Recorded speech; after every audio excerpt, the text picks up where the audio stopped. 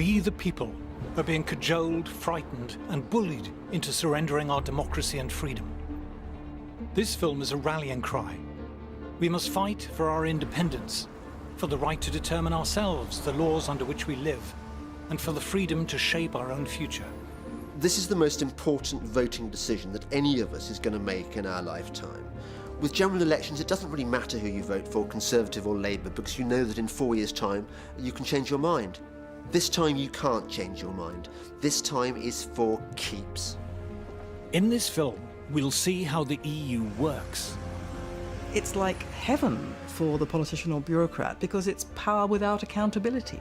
It was devised to make sure that the great mass of the people could not control government ever again.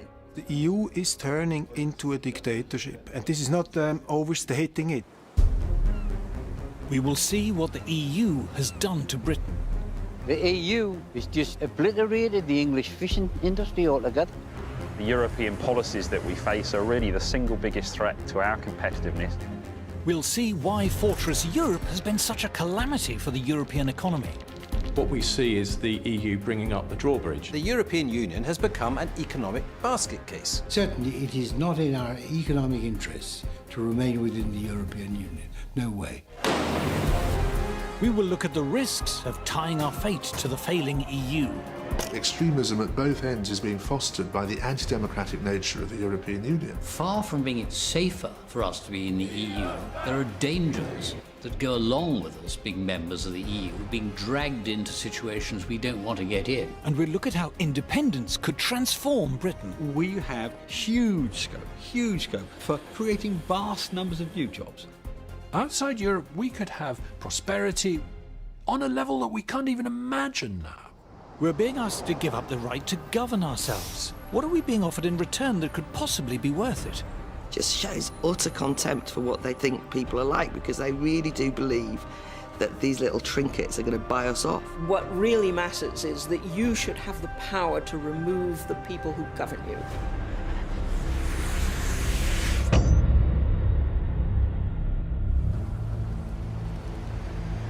We're about to choose how we want to live our lives. This is the single most important political decision any of us will make in our lifetimes. It's been more than 40 years since we were last asked. It could be a half-century before we're asked again, if we're asked at all. I think this is the last chance that we'll be able to vote on EU membership when we still have a recognisable identity as Britons. And what makes it scary is that if we go the wrong way, we're in it for certainly my lifetime, and probably my kids' lifetime. I'm on my way to Brussels to better understand the deal that's on offer. This is about our ability to say to ourselves that we are a genuinely democratic and free people. That's how important this is. In return for our democratic rights, we've been promised prosperity and security. Are these promises convincing? The choice before us is all about democracy and how highly we value it.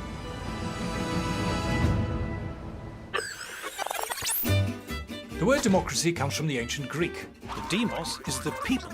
The people are meant to be in charge, not politicians or bureaucrats. They're meant to serve us, not rule us. We have given them some power, but only temporarily, and we can take it away from them if they displease us. That's the theory. The EU, s'il vous plaît. Straight off, there's a snag. On my quest to understand the EU, my first challenge is to find it. There are over 90 EU buildings here in Brussels, and a load more in Strasbourg and Luxembourg. As impressive as the modernist buildings is the number of directorates, councils, commissions and ministries which occupy them. But here the EU slips its first cog. For a democracy to function, there needs to be transparency. We, the people, need to know how the system works.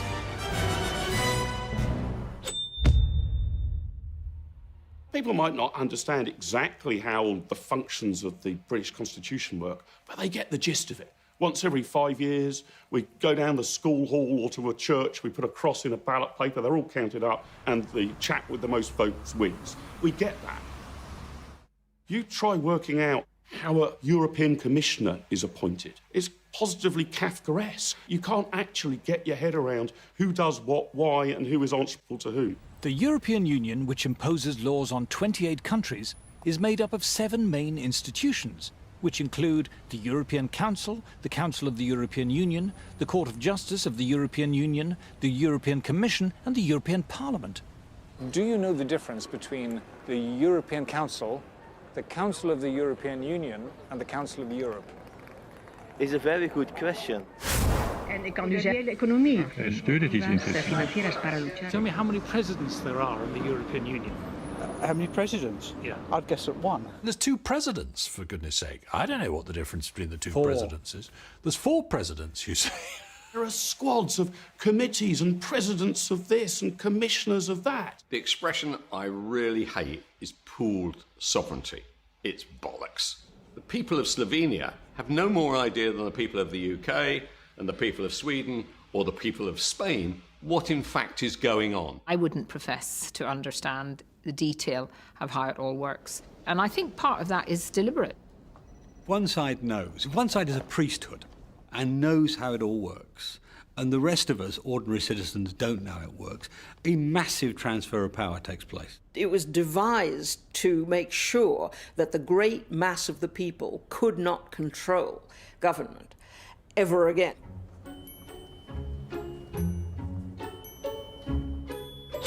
Problem number 2. For a democracy to function, you need to know who's running it. A democracy only works if you know who your representatives are. David Cameron, tough, tries to hide it, probably quite a nasty piece of work. Tony Blair, oily. There is only room for one in the lifeboat, Tony Blair. The ordinary voter, who's going to hand them all this power, can make up their mind whether they like them, dislike them, because they see them in the papers, they hear them on the radio, they watch them on the telly. Do you recognise this man? No. No. Do you recognise that man? No. I challenge you to name almost any of them. Do you recognise this guy? No. There's that chap Juncker. Is he one of them? I didn't know whether it was just the British being a bit thick, so I thought I'd ask some folk in Brussels. Yes.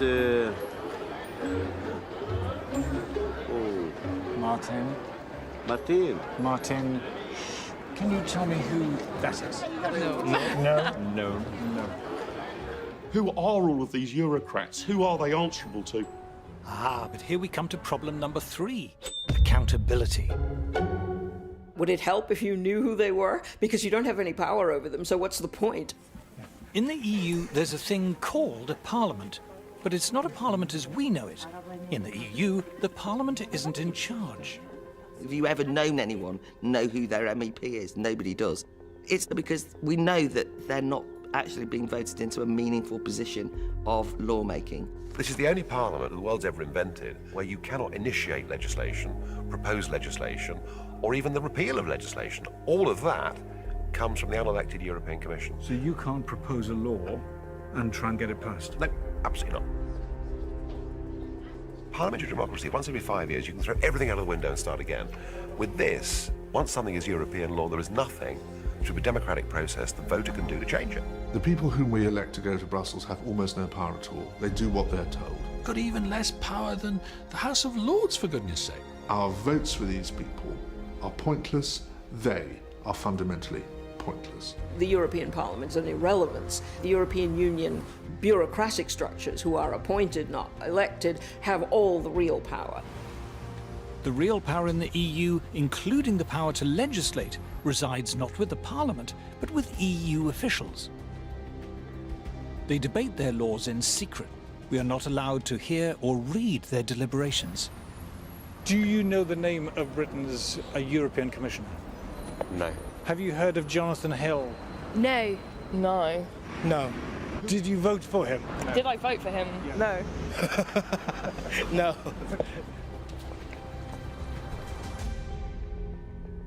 The curious thing is, only last year we were celebrating the 800th anniversary of Magna Carta, the founding charter of English freedom. The history of democracy in Britain has been the history of taxpayers demanding the right to determine themselves how much tax should be taken from them and how it should be spent. If I am going to be asked to pay taxes, I want to be told where they're going, and if they're spent badly or stupidly, I want to be able to remove from power the people who are spending them. What made Britain rather different from most other countries was that at an early stage we said no government could pass any law or impose any tax without first getting the authority of the British people. So it's a major thing that we can be taxed by other people without our say.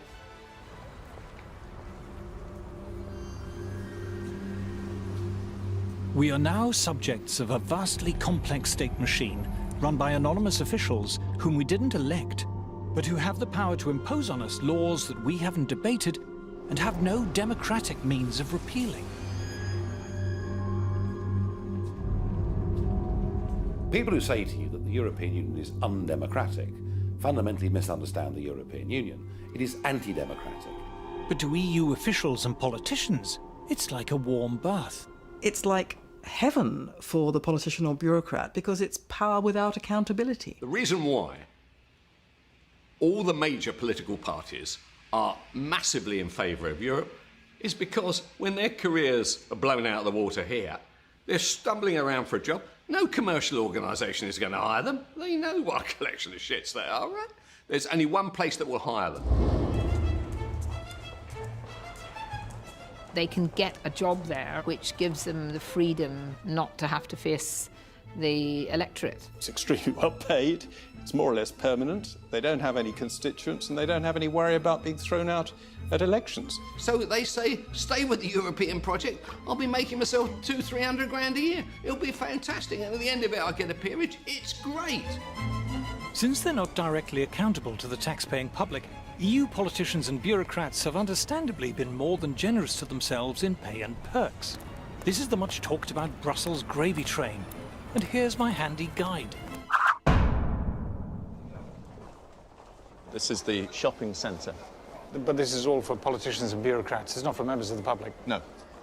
So you get your own hair salon and your nail bar. Get your nails done. Your nails done. There's a sauna, there's a massage parlour as well. Why would they not want to stay here, living a life of luxury? There are a number of people here who are paid more than the British Prime Minister. Ah, you might say, but how many? 4, 10, 100? 10,000. There are 10,000 people here paid more than David Cameron. That's 1 in 5 of everyone who works for the EU. If you're an EU official, there's the relocation allowance, the household allowance, the family allowance, the entertainment allowance, the private healthcare allowance, the private education for your kids allowance. The healthcare allowance includes free Viagra. You would have thought that would come under entertainment.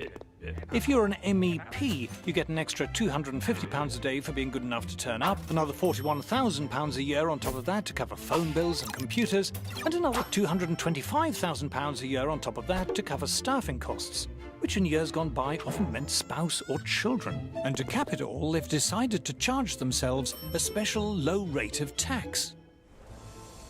But it's not just the officials and politicians who benefit. The EU diverts great rivers of taxpayers' cash to the tax-consuming middle-class intelligentsia in our sprawling, publicly funded establishment. The European Union is very good at purchasing the loyalty of powerful and articulate interests in all the member states. When we hear great public institutions, quangos, museums and campaign groups, waxing lyrical about the EU, we have to remember the EU gives them vast amounts of our money. The EU gives shed loads of our money to local authorities and to universities and to art groups and opera companies. And that then provides this chorus of noise in favour of the European project. Every charity over a certain size is getting money from Brussels, every NGO. We see EU largesse effectively buying opinion. You know, what we see here is really a racket. It's become a very good way of taking money from the general population and handing it to people who are lucky enough to be working for the system. The EU likes to advertise its generosity. Here in the northeast, for example. European Union investing in your future. Isn't that good of them? I wonder where they got the money. The Sage Arts Centre at Gateshead, we're often reminded, was built with the help of EU money. But what you're not told is that if you live in the northeast, for every £1 that comes from the EU, you have to pay the EU £2.30 in tax. But that's not the only price the Geordies have to pay for EU membership. I'm heading down the river to the mouth of the Tyne.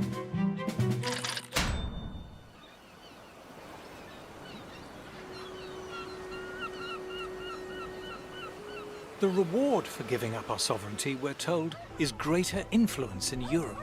To see how much influence we have, I've come to the place I grew up.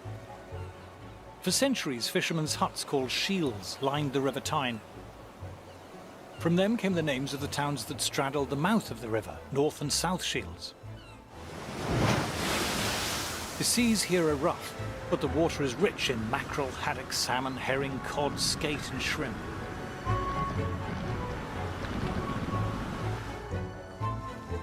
By the early 20th century, 14,000 tons of fish a year was being landed here at North Shields. There's a daily fish auction here still, in a building part funded by the EU. £24 in, 24 you're back in, 24 in, 25, £25. 40 quid for them.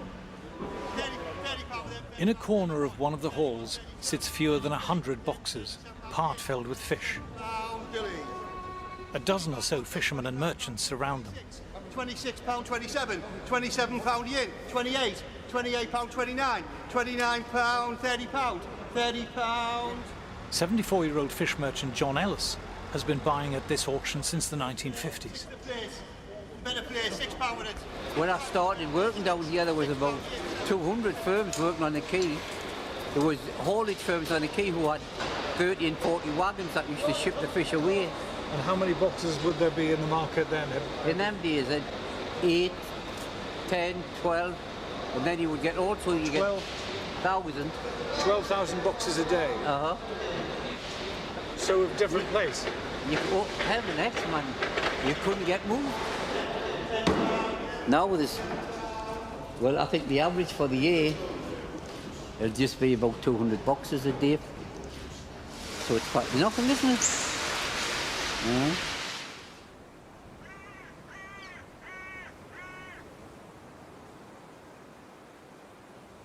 When Britain joined the common market, it lost control of its fishing grounds.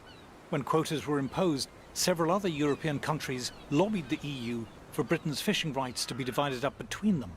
The British government was powerless to stop this. The EU has just obliterated the English fishing industry altogether. The quota system they've got now is it's just mad. Local fishermen were now banned from fishing in waters they'd fished successfully for centuries. Oh, just beyond the pier over there. In fact, it might be there today, this great big Dutchman, but that Dutchman's got 25% of the whole quota of all of England. It's only 3 or 4 miles off the Tyne, catching herring and mackerel. Local fleet can't catch herring and mackerel, and it's right on the doorstep. There is still a prospering North Atlantic fishing industry, but only in countries that have retained their independence. Well, look at the Icelandics and the Faroes and the Norwegians. They sell millions of pounds worth of fish to us. And they're outside the common market. But you tell me a common market country that buys fish off us, but they'll send the fishing boats to the North Sea to catch our fish. And it's just madness. The EU has been paying British fishermen to destroy their boats. They said the fishermen, if you want to get out the industry, will give you a lump sum. This here looks like an old boat that's been destroyed. They just watch them with big chainsaws, cutting the old wooden boats up and burning them. The EU pays fishermen to leave an industry and destroy their boats. That's right. While at the same time giving rights to people elsewhere to fish the same waters. Oh, that's right, uh-huh.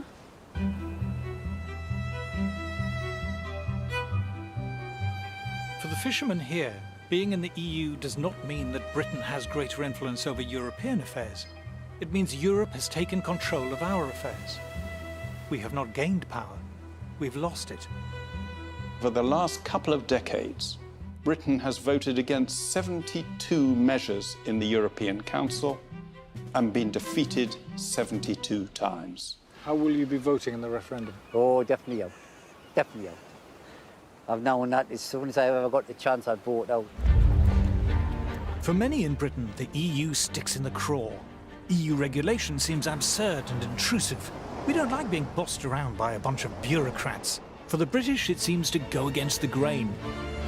There's a huge cultural difference. I've seen it for myself when I was in government, when I went to meetings of the Council of Ministers. They thought I came from another planet. There is still in many parts of the continent a notion that the way that society should be organised is to have a class of wise, experienced, public-spirited experts who will run things in the best interests of all.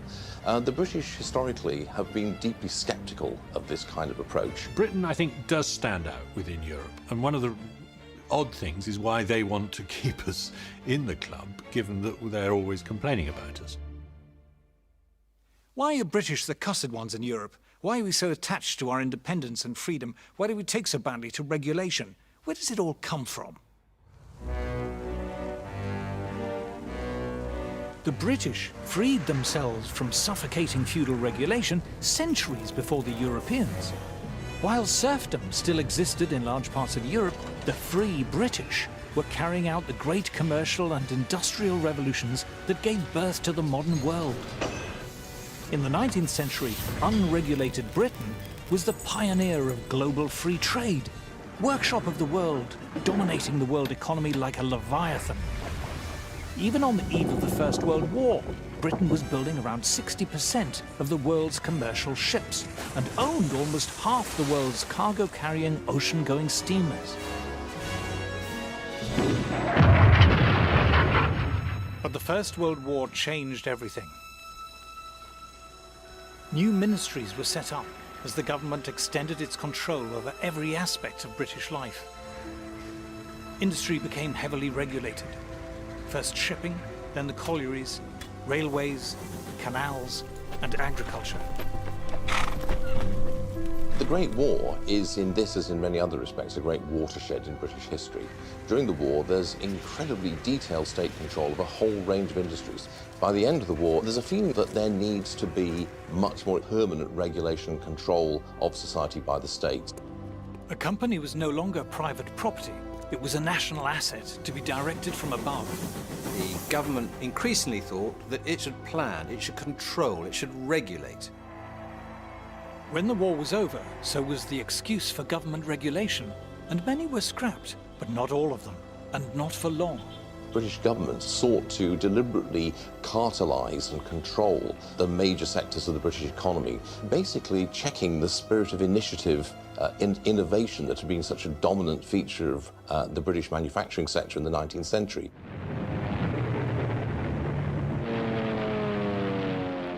With World War II, regulation increased still further. War planning gave politicians and administrators unprecedented control over our lives. And after the war, they were unwilling to hand back their power. We won the war, so we think that governments must be pretty good, and as a result, everything is then planned. How we build houses, what the houses should look like, how they should be decorated, who should live in them. Virtually every area of life, we had boards of experts working out the best way to do things. A young couple has dropped in for advice on setting up home. First, they're shown how to avoid overcrowding a room. Always allow at least 18 inches between chairs and other furniture. Everything from heavy industry down to clothes, food, and children's toys were regulated. If you didn't manage a doll at Christmas, this is probably why. All restrictions on toy making have been lifted, but export has the first claim. Britain became perhaps the most state-controlled and regulated economy in Europe. The regulation of business, trade, commerce of all kinds was much, much greater than anywhere else. Regulations, price fixing, protectionism, supporting failed industries. A heavily regulated economy, ordered from above, the politicians assured us, would be a screaming success. But the very opposite happened. The purpose of regulation was to end wasteful competition. But it was competition that had kept industry efficient and innovative.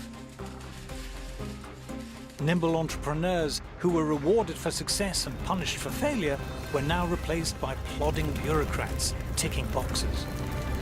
Productivity and output plummeted. Shortages pushed up prices. the buying power of the average wage, £5 to £6, has shrunk at an alarming rate. But first among offenders in increasing prices was the government itself. Coal rose, affecting other industries. Electricity charges went up. Then as we get more money, everything goes up, doesn't it? It must be this inflation they're all talking about. For ordinary British consumers, life was grim. Goods were either unavailable, unaffordable, or heavily rationed. Good news came with a sticky end to sweet rationing. For 9 years, mouths had watered for this great day. And it was too much of a tummy ache for the country's economy. And soon, personal points came back.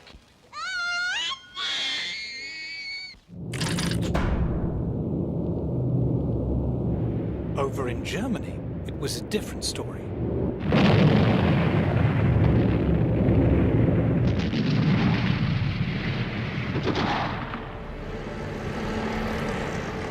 The war had left Germany little more than smoking rubble. West Germany would receive some Marshall aid, but only less than half the amount sent to Britain. At the end of the Second World War, Germany was a ruin. If you see the old footage, it was absolutely flattened. Germany needed a miracle, and this was the man who performed it. In the first free elections after the war, Ludwig Erhard, the son of a shopkeeper, became Minister for the Economy, a post he held until 1963.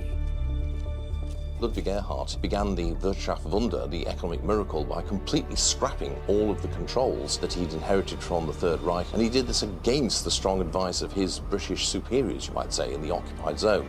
Erhard revolutionised the German economy because he just got rid of regulations on a massive scale. He got rid of production controls, price controls. He got rid of trade barriers.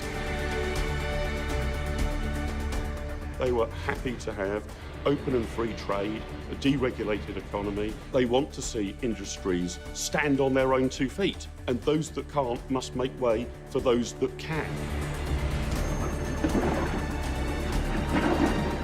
Germany was open to the world. You had much more free and easy entry into business and commerce and the professions in Germany. And the result was that the German economy became much more dynamic, much more innovative, and ultimately much, much more successful.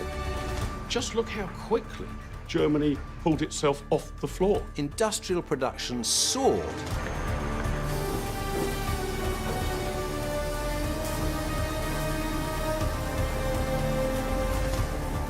In Britain, there were shortages and rising prices.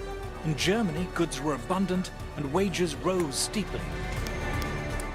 The result for the ordinary person in Germany was sensational, because the production of all consumer goods rose, the prices came down. Britain, who won the war, was still rationed for year after year after year, whereas Germany, who lost the war, rationing was abolished. Before you know it, just a decade or two of this approach, and it's a powerhouse of Europe. Contemporaries described it as a miracle. By the time Erhard left office, he had transformed Germany from a pile of smoking ruins to the third biggest economic power in the world.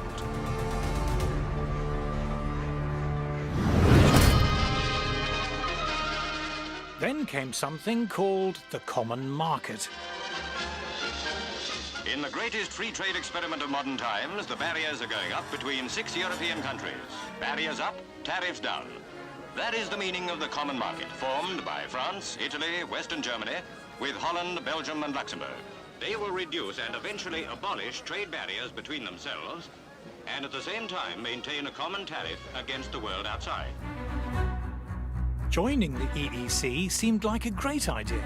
It meant escaping the dismal, dreary confines of post-war Britain.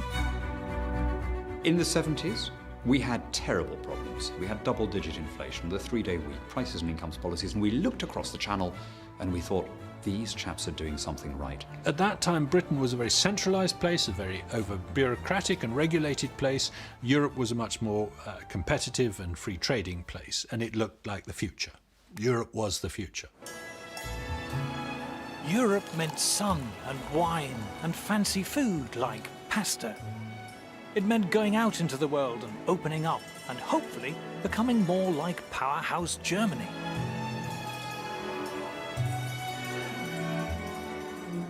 But the architect of the EEC was not German. He was French. Jean Monnet was steeped in the French bureaucratic big state tradition. Indeed, he had spent the Second World War in Britain, helping to create the very regulations which had all but destroyed the post-war British economy. When Britain joined in 1973, we should have seen what was coming. When the documentation was brought in for signing, it took 2 strong men to carry it. Of a new and a greater united Europe.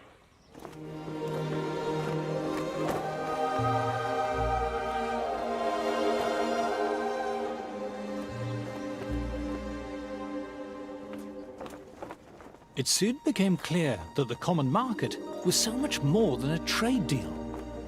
Shiny new buildings kept appearing, the administration grew, and the price of membership kept going up as the EU assumed greater powers and demanded more money from member states. Inevitably, this burgeoning bureaucratic machine reflected the values of the university-educated people who ran it and who benefited from its generous funding. Staying in the EU is the right kind of thing because it's what civilized, sophisticated people do. If you believe in the EU, you believe in the arts and arts funding. I think there is a mindset amongst the cultural and the political elite that their role on the planet is to direct the lives of the rest of us. They think that ordinary people need to be controlled and looked after. They think the world needs to be ordered from above and that they should be the ones doing the ordering. There's a tremendous snobbery built into the whole project. The idea that you are part of the elite which should decide how the little people live their lives. These people up here, the intellectuals, are looking down on the plebs and saying, you aren't bright enough to decide the future of your country.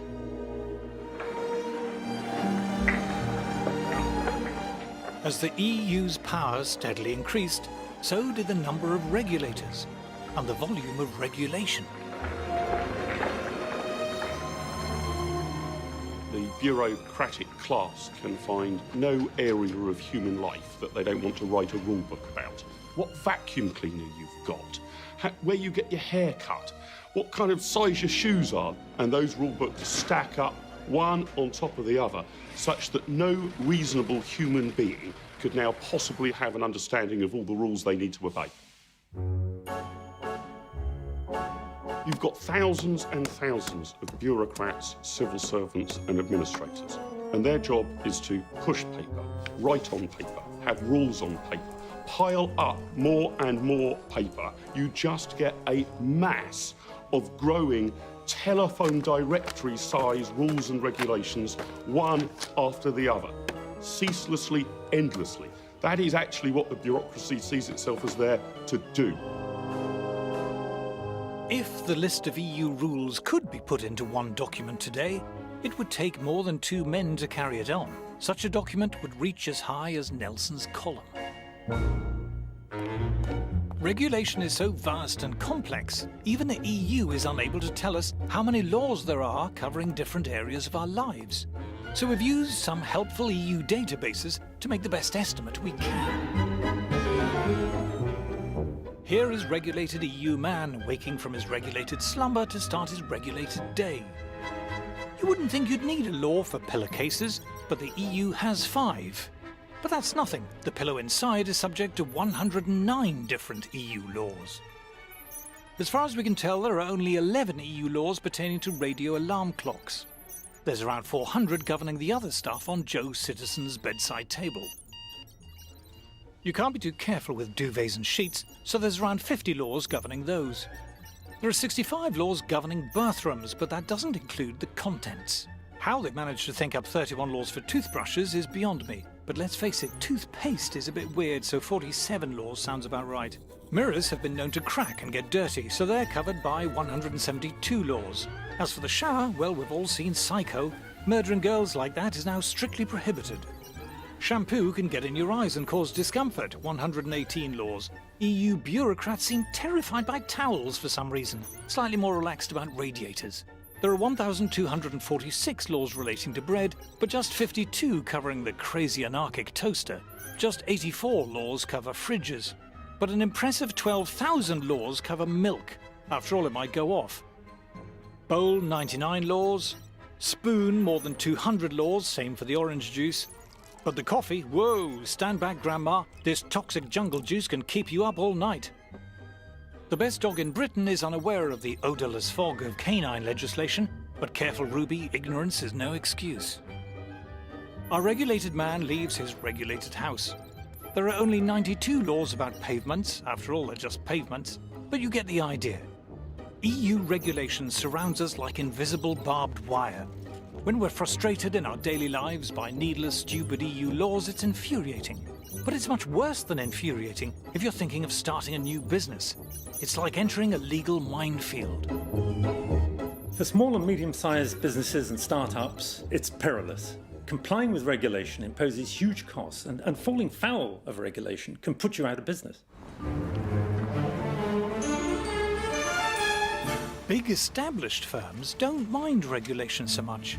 For a start, it means less competition. Big corporate interests tend to love the EU. It suits their purposes perfectly. All the corporations love the European Union because what it does, it creates the regulations which destroy their smaller rivals. Big business loves regulation.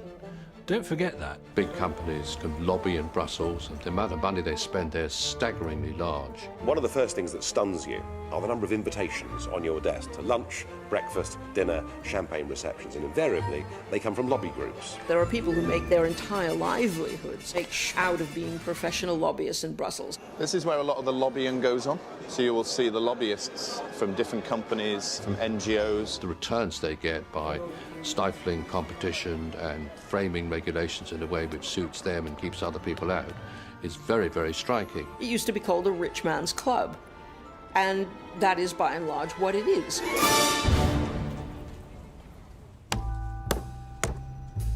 But regulation doesn't just stifle competition at home. To illustrate this, let us imagine a less than efficient European manufacturer. The firm was great back in the day, but over the years they've let things slip a bit. The factory's a bit shabby, but it's homely, and they like to do things the traditional way. What they lack in efficiency and new ideas, they make up for in old-world charm. Oh, crikey, what's this?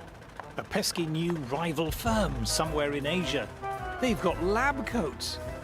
And just look how good he is at maths. His mate too, not quite as good. And they're checking all the products, the big swats.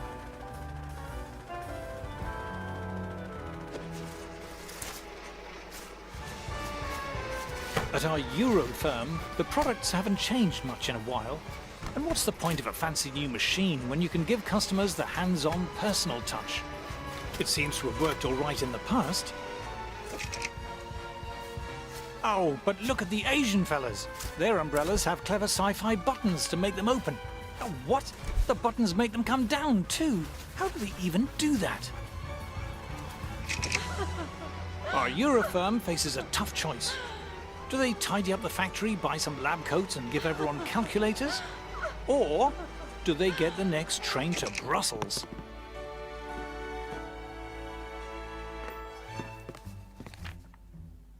Over at the EU Directorate of External Relations Commission Council, a sympathetic official hears the problem.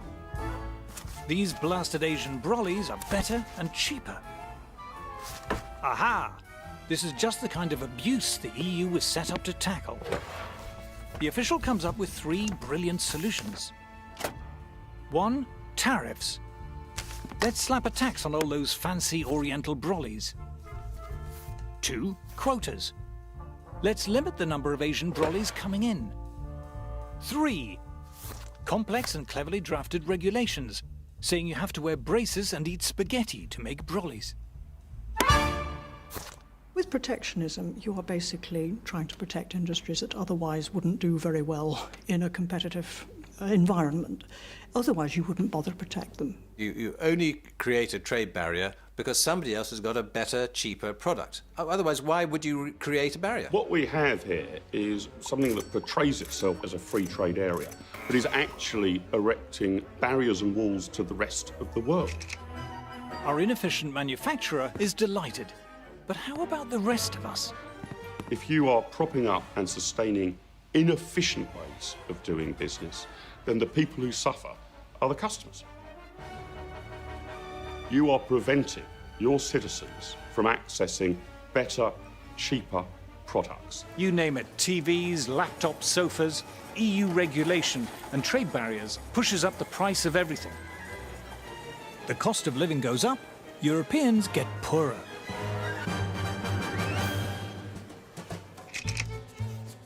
But it wasn't just manufacturers who sought protection. Farmers like it when food prices are high. So when a French farmer, say, finds that African farmers are beginning to sell their produce in Europe, he's not happy. Our EU commissioner knows the routine. Tariffs, quotas, regulations, saying you need to wear berets and drink Ricard to grow food. This is particularly pernicious for African producers of food, who find that they face a big tariff barrier when trying to export to Europe. Now that's bad for them because they can't earn money, and it's bad for British consumers because their food costs more. But not content with trade barriers, farmers wanted the EU to drive food prices still higher. To that end, the EU bought gigantic amounts of agricultural produce and simply allowed it to rot, creating an artificial shortage which pushed up prices. These were the famous wine lakes and butter mountains. In northern France, part of the so-called butter mountain. The British say that heaps of butter like this are indefensible follies. The French say they're necessary and completely sensible. It didn't take long for people to wise up to the absurdity of it. And not just its absurdity, its immorality, frankly. All this is rotten for us consumers. Because of the EU, for decades, food and drink has cost far more than it should. It adds between 10 and 20% to the cost of food.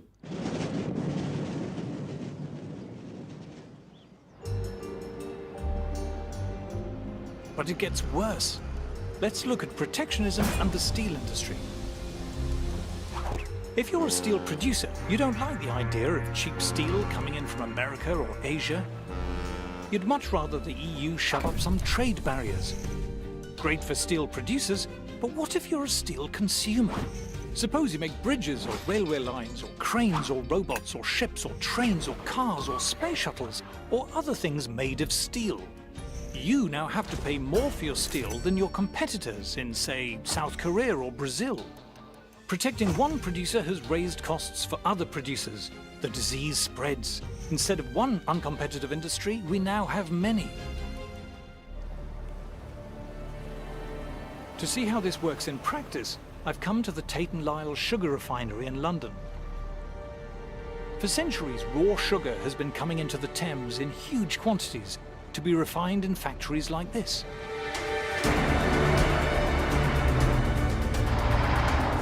In the raw sugar shed, over 60,000 tons of raw cane sugar stands ready for processing.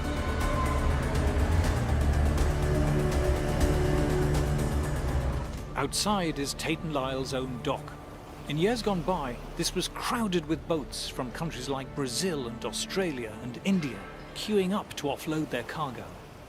The European Union is the biggest drag on the competitiveness of our business. And what precisely are they doing, which is the problem? Well, you can see behind me on the jetty today that there's no boat here with raw sugar, and that's precisely our problem. The boats that deliver our raw sugar here to London, the sugar on them, the cost of that is inflated by the fact that the European Union restricts who we can buy that sugar from, and on much of the sugar they also charge us import tariffs. When inefficient European beet sugar producers asked the EU for protective barriers against cane sugar producers around the world, it was a blow to refiners like Tate & Lyle.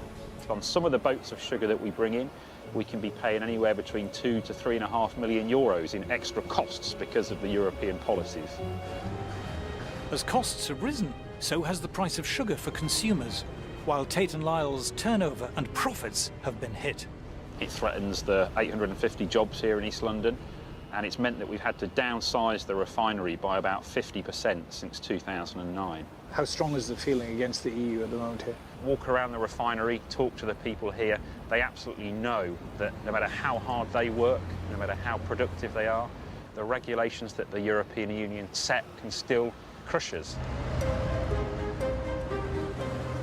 Protecting inefficient producers ends up dragging down good producers.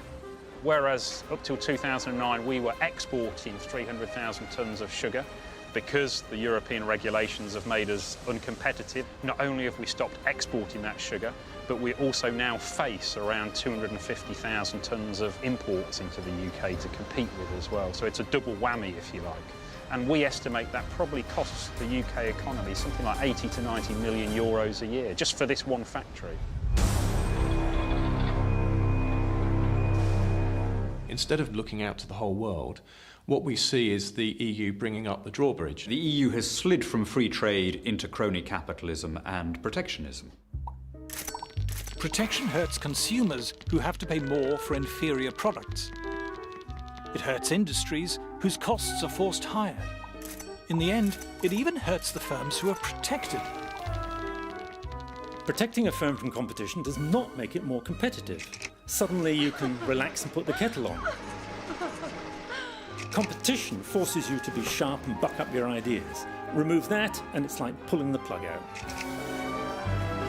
By protecting more and more industries year after year, Europe has ended up with a moribund, ailing economy. If you prop up failing, antiquated businesses that can't naturally compete, you get stagnation in the economy, not growth. Protectionism impoverishes all of Europe. It makes all of us worse off.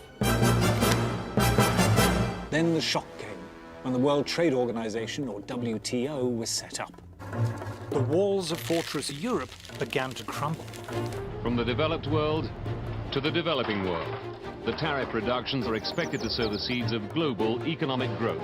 The World Trade Organization, where both we and the European Union are members, has made huge progress in sweeping away tariffs and other barriers. We have begun to see an opening up of the markets, thanks largely to the World Trade Organization. Every major country in the world is now bound by its rules. Tariffs and other trade barriers were shredded, as you can see. The World Trade Organization has driven down most of the tariffs. In the EU, the average tariff on agricultural products has fallen to 12%, and on manufactured goods, just 4%. Europe's industries now face the challenge of international competition. I think the European Union is learning a very hard lesson. But if you're insulated from competition decade after decade, it comes as a bit of a shock when it arrives. Growth in the EU, already feeble, has more or less ground to a halt, with youth unemployment reaching staggering proportions. The EU badly needs its own post-war German-style economic miracle. But far from slashing regulation, the mountainous burden keeps growing. It constantly wants to achieve growth through harmonization, top-down control, and central direction. And we know those don't work. It militates against precisely the kind of individual initiative and innovation that is at the heart of economic growth. Regulation is the enemy of competition, and competition is the engine of growth. Therefore, it is no surprise that the European Union has become an economic basket case. Every continent now is outgrowing Europe. When you think of the growth rates in China, and then you look at the growth rate in the European Union, that tells me that we are in the wrong place. We joined the European Union and it's become the world's only declining trade bloc. Far from hitching our wagon to a dynamic economic locomotive, we've shackled ourselves to a corpse. The people have never given a bigger vote of no confidence in Brussels. Today, world markets were nervously watching. The stock market has not been reassured. What the European Union has become in the 21st century is what Britain was when it was the sick man of Europe. Despite decades of economic decline, the EU elite carries on regardless. They are unmoved by criticism, untroubled by popular discontent. But the frustration of ordinary people is beginning to show. We now have to focus on constructing a firewall to prevent contagion within the Eurozone. What you can see everywhere is a conflict between the visions of a rather narrow kind of professional middle class which has dominated European politics and the reaction against it by the larger bulk of the European population. Eventually, if you stuff dictatorship down the throats of people who don't want it, they will rebel. Unfortunately, in many places, it's taking a very unpleasant form of right-wing populist nationalism. Extremism at both ends is being fostered by the anti-democratic nature of the European Union. What do we see? Far-right parties, ultra-nationalist parties. We don't know what the future of Europe is going to look like, but at the moment it's not looking good. We don't know what political forces are going to rise in the future. We don't know what conflicts we might be dragged into. Far from being it safer for us to be in the EU, there are dangers that go along with us being members of the EU, being dragged into situations we don't want to get in. Marine Le Pen's far-right party came first, winning 25% of the vote.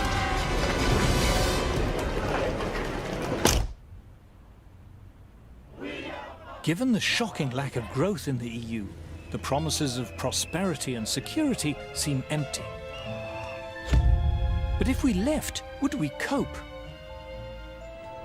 Are we too small? If we're outside the EU, will anyone trade with us? To find out, I'm heading to a European country which has steadfastly refused to join the EU. Switzerland.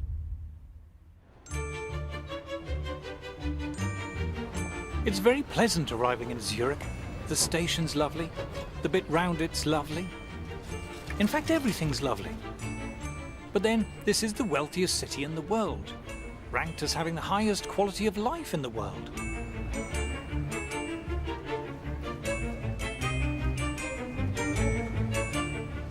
All the cliches are true. Everything is so neat and efficient. The people are so polite and obliging. And the buildings are beautiful. This place is wealthy, and it's obviously been wealthy for centuries. I want to know how the Swiss are managing to cope without the glorious benefits of EU membership. So I've come to one of Zurich's many lovely coffee houses to meet the veteran Swiss economist and writer Beat Kappeler. So Switzerland is not in the European Union. Is that a problem for you? No, because Switzerland has free trade agreements with many countries in the rest of the world, with Japan, China, Latin America. We're told we need to be in the EU for trade. But Swiss exports per head are 5 times higher than ours. In fact, they're about the most successful exporting nation in the world. Then we're told we need to be in the EU for jobs. We have a very high labor market participation. 83% of all people in working age work. That's much higher than the rest of Europe. Switzerland has one of the lowest unemployment rates in the world, lower than any country in the EU.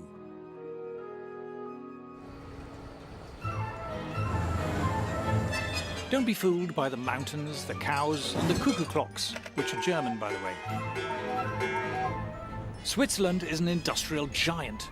You might have heard of Nestlé and Novartis and Roche, the mining firm Glencore, Liebherr Cranes, the high-tech engineering firm ABB, and of course every posh watch firm you can think of, from Rolex and Omega and Tag Heuer to Patek Philippe and Zenith and Breitling. These are all world-beating giants. Just look at the most valuable companies in Europe. Novartis, Roche, Nestlé, they're all Swiss. Yep, Europe's biggest companies aren't even in the EU.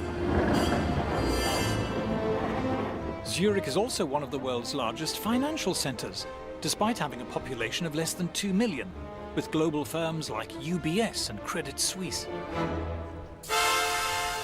Per million of inhabitants, Switzerland has more multinationals than, I think, all other countries. No surprise then that Switzerland is about the richest country in the world, with a GDP per head around twice as high as ours. To make the point that actually if we left the EU, we'd be just like another Switzerland, I think is totally bizarre. It is one of the most prosperous countries in the world. Switzerland doesn't just do a bit better than us, it does fantastically better than us. Needless to say, the Swiss are better paid than us, with average wages again around twice as high as ours. What's more, there is far greater income equality here. Labor incomes are about as equally distributed as in Scandinavia. If you think high tax rates lead to equality, look at Switzerland. They have far lower tax rates than we do, but very high levels of income equality. So, without the EU's help, the Swiss seem to be scraping along just fine. But how do we account for Switzerland's truly staggering success? I've come to the offices of the Swiss magazine Die Weltwoche, or The World This Week. The reason why Switzerland is successful economically is that Switzerland is not a member of the European Union. In the EU, it's politicians and bureaucrats determining what the people have got to do. I mean, it's a top-down system in the EU, and Switzerland is, I would say, the epitome of a bottom-up system. Switzerland is the perfect opposite to the European Union's crumbling model. Switzerland is a kind of super-democracy, far more democratic than Britain, let alone the EU. Switzerland's one of the oldest constitutions in the world, and it's one of the most democratic. It's not up to the Prime Minister whether a referendum should be held, it's up to the people. You get 50,000 signatures and they have to hold one. The people in Switzerland decide everything.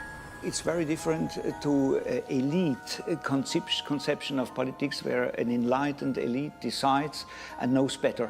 Here, the people knows better, and politicians have to conform. Why is the Swiss state successful? Because our politicians are forced to fulfill the interests of the people. Key to their success is the fact that their class of bureaucrats and politicians, if you will, is kept on a much tighter rein and much greater control by the public. You simply cannot get away with the kind of grandiose plans that you find, say, in France. In Switzerland, the Swiss public simply will not tolerate that. The Swiss economy ranks as one of the least regulated in the world. And according to the EU itself, Swiss industry is also Europe's most innovative. Too much regulation stifles innovation, limits creativity, and so we think this should be the foremost endeavor of politicians to eliminate regulations and not to create them. Switzerland is one of the least regulated economies in the world, and it's also one of the richest countries in the world. This is no coincidence. Do it like the Swiss, have some arrangements with Europe, but be independent and look to the world. Ah, being like Switzerland. That sounds good. But is it that simple? To trade with Europe, won't we need a trade deal? No, there's so much nonsense talked about trade agreements. The EU is a trade deal, and it's very bad for us.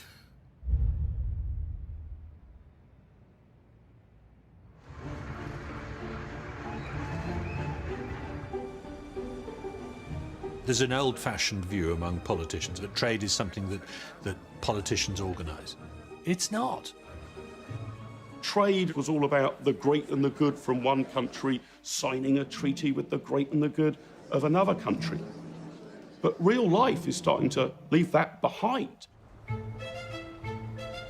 I've headed back to South Shields to visit John Mills, one of the Labour Party's biggest donors. His company, JML, has hundreds of products manufactured for them in countries all around the world and exports thousands of container loads of goods every year to every corner of the planet. This business is truly global. Well, we export to about 85 countries at the last count. The majority of these countries are not in the European Union. But it's actually no more difficult for us to sell to the United States or to Australia or to even China than it is to sell to the EU. The idea that you have to be in the European Union to trade with the European Union is a total absurdity. Wander into any shop in Britain and you'll find goods from all over the world. Cameras and TVs from Japan, computers and phones from America. But we have no trade deals with these countries. You don't need a trade deal with a country to be able to trade with it. If you go shopping, what do? Well, you buy Chinese goods, you buy Korean goods, you buy American goods, and yet none of those countries are part of the European Union. China doesn't have a trade deal with the European Union, nor does the United States, nor does India. You don't need trade deals. Trade involves having a product or a service which other people are prepared to buy at whatever price you can produce it for. Though we don't need a trade deal to trade with Europe, it's highly likely they will want one. for one simple reason. The EU is desperate to keep its goods flowing into the UK. You go outside, you count, don't take my word for it, go count the number of Audis, BMWs, Mercedes, Volkswagens. You'll find it's over 30% of our market. The Germans' biggest industry needs us to the tune of 16 billion plus every year. We are actually the biggest market for the rest of the European Union. We are not a supplicant. We need a bit of self-belief and a bit of self-confidence. Even though we're EU members, since the turn of the century, the proportion of British trade with the EU has been in steep decline, while trade with the rest of the world has been rising sharply. There's no trade deal at the moment with China. The EU does not have one. But if you look at Anglo-Chinese trade over the last 10 years, say, that has been growing several times faster than Anglo-EU trade, where of course there is a trade deal. Our percentage of trade with the EU is falling virtually by the minute. I mean, it's tumbling even as we conduct this interview. Every single year that goes by, the percentage of British overseas business that is done outside the EU grows at double the rate of the business we do inside the EU. They need us more than we need them. Ah, but what if the EU proposes a trade deal which forces on us open borders and other stuff we don't like? If a proposed trade deal is unacceptable to us, whether it's with the EU or anybody else, we just don't sign it. It's true that British companies who export to the EU will have to comply with EU regulations. But it's also true that EU companies wanting to export to Britain will have to comply with ours. Germans who export to America must abide by American regulations, likewise for American exporters to China, and Chinese exporters to Brazil, and Brazil to the EU. Every exporting company in the world has to comply with the laws of the place they're exporting to. Trade deals make no difference. One of the arguments put by the in crowd, the Remainers, is, oh, well, you know, it takes a long time for Europe to come up with a free trade agreement. It's taken 9 years to come up with a free trade agreement with Canada. Well, this is a very good reason to leave. In the globalized 21st century, you don't need a trade deal to trade, and yet they're still useful. The question is, are we more likely to have bigger and better trade deals inside the EU or outside? Let's add up the GDP of all the countries that have trade deals with the EU. It comes to £5 trillion. Golly, that sounds a lot. But look at Switzerland, 29 trillion. And what about tiny Singapore? They've got trade deals worth 7 times as much as the EU's. And South Korea, 9 times. Chile, population 8 million. It's got 50 trillion. Unbelievable. But let's cheat. Let's add to the EU pile the value of its own internal market, as if it had a trade deal with itself. It's still rubbish. You can't throw a shipping container without hitting a country with better trade deals than the EU.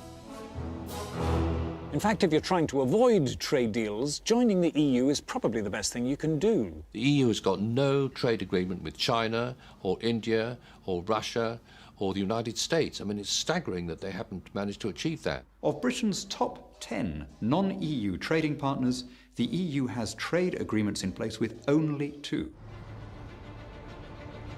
As far as trade deals go, being part of the EU cuts you off from the rest of the world. Our history is a trading, buccaneering history, you know, back to Drake and beyond. And that's what we're good at.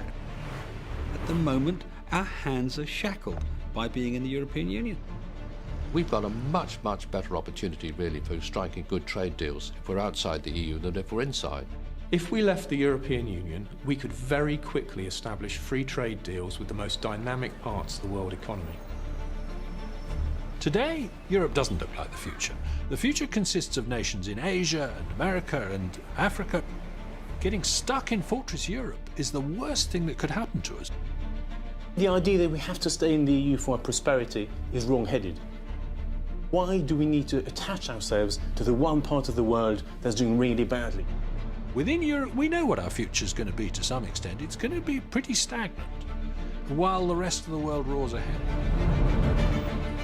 We have huge scope for creating vast numbers of new jobs.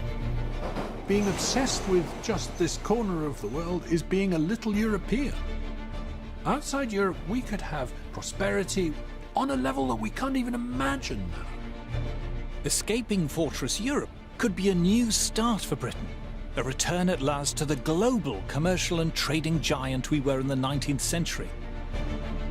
If we embrace free trade and escape the stultifying restrictions of EU overregulation, there's the potential for an extraordinary economic renaissance. Britain is a great country. I think our economy is poised for much greater things. But I think in the last 2 or 3 decades, something really interesting has happened in this country. We've changed. We've embraced entrepreneurialism. Young people now want to go it alone. They want to run their own businesses. They want to be self-employed. They don't want to work for these big multinationals anymore. They want to build their own multinationals.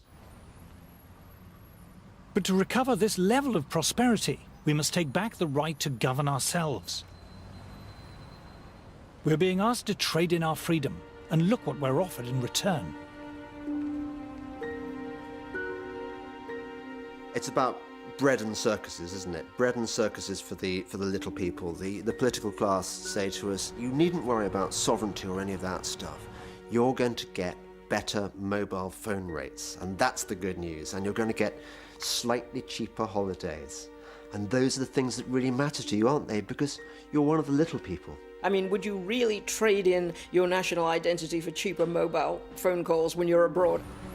They're treating us like natives in the 18th century, where Captain Cook lands on the shore and he starts handing out these beads and trinkets, and we're going to be happy with that, and we're going to sell them our country for them. Just shows utter contempt for what they think people are like, because they really do believe that these little trinkets are going to buy us off. In the referendum, we will be asked to choose. Do we want to be governed by an organisation which we don't understand, run by people we don't know and haven't elected, who have the power to impose on us laws that we haven't debated and have little or no chance of blocking or repealing? Have you decided what you're doing? We need to regain the right for British people to make British laws. If people believe that the best way to strengthen the United Kingdom is to hand over every year more money and more power to an unaccountable bureaucratic elite in Brussels, then what they should do is campaign to stay in the European Union. It comes down to the essential issue, the working man and woman of this country against people who think we have a better plan and a better mind than you. And if you don't like it, what are you going to do? And the answer is, we're going to vote leave. So... There are a number of issues where I believe that we should be leaving. This is people versus the establishment, people versus the elite. I just hope that the mass of people who may not go around being interviewed much, may never get a look in on any of the media or television, come June the 23rd, will be out there saying, this is our chance to get our own back. Give us back control of our own country. With general elections, it doesn't really matter who you vote for, Conservative or Labour, because you know that in 4 years' time, you can change your mind. This time you can't change your mind. This time is for keeps. This referendum is the most important political act that has happened in my lifetime. This is about our future, our freedom, our democracy, our right to govern ourselves. What really matters is that you should have the power to remove the people who govern you. And the reason why the suffragettes went to all that trouble to get the vote was because they wanted to, they themselves, be treated as grown-ups and decide their own destiny. If I was told I would be stewing grass to feed my family in 5 years' time, if we left the European Union, I would still do it. It's time to regain our freedom and independence, the right to decide ourselves how we live our lives. There's a lot at stake here. What we want is democracy. We, the people, should determine our own destiny. We have the capacity to shape our own futures. So my question is, what price freedom?